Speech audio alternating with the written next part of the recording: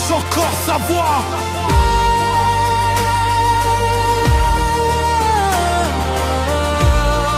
L'étranger dans la foule, personne ne voit. Comme perdu entre deux mondes et deux lois. Mais le temps transforme même ceux qui n'y croyaient pas.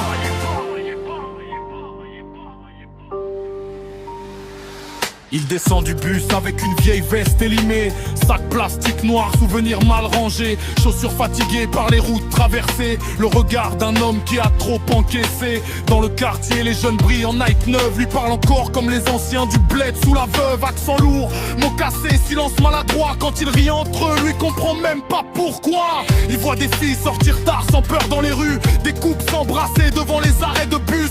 Il baisse les yeux comme si c'était interdit, comme un voyageur du Moyen-Âge perdu dans Paris. Les immeubles géants lui donnent presque le vertige. Métro, écran, vitesse, tout le monde exige. Personne connaît personne, mais chacun trace sa route. Pendant que lui cherche encore comment sortir du doute. Il traduit les panneaux avec son téléphone fissuré. Essaye d'apprendre vite sans se faire remarquer. Même commander un café devient une bataille. Chaque phrase est une montagne qu'il crame sans détail. Le soir, il rentre seul dans une petite chambre froide. Appelle sa mère, tout va bien, même quand ça le broie. Parce qu'un homme qui migre cache souvent sa douleur. Il sourit dehors, mais saigne à l'intérieur.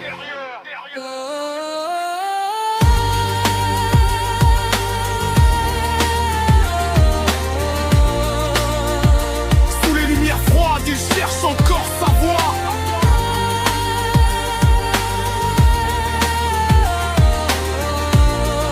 L'étranger dans la foule, personne le voit. Comme perdu entre deux mondes et deux lois. Mais le temps transforme même ceux qui n'y croyaient pas.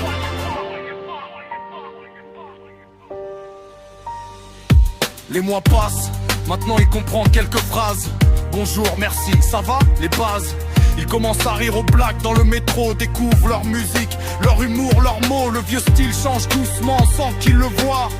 Nouvelle coupe, nouvelle veste, nouvelle voix. L'étranger d'hier apprend à lever la tête et son regard devient moins plein de tempêtes. Il trouve du travail, des collègues, des habitudes. Apprend que la survie devient parfois une étude. Comment parler vite, comment regarder droit, comment cacher la fatigue quand la vie te broie. Maintenant il marche vite, comme les gens d'ici. Le froid européen ne lui fait presque plus rien la nuit. Il connaît les quartiers, les codes, les horaires. Même les saisons commencent à lui devenir familières. Parfois il rêve encore des ruelles de son enfance, mais les souvenirs deviennent flous dans le silence. Parce que le temps mélange les racines et les frontières, jusqu'à faire pousser une nouvelle vie sur une terre étrangère. Et un jour, sans comprendre comment c'est arrivé, il défend cette ville comme s'il y était né. Le migrant perdu est devenu citoyen du décor. L'exil lui a volé un homme, puis lui en a donné un autre encore.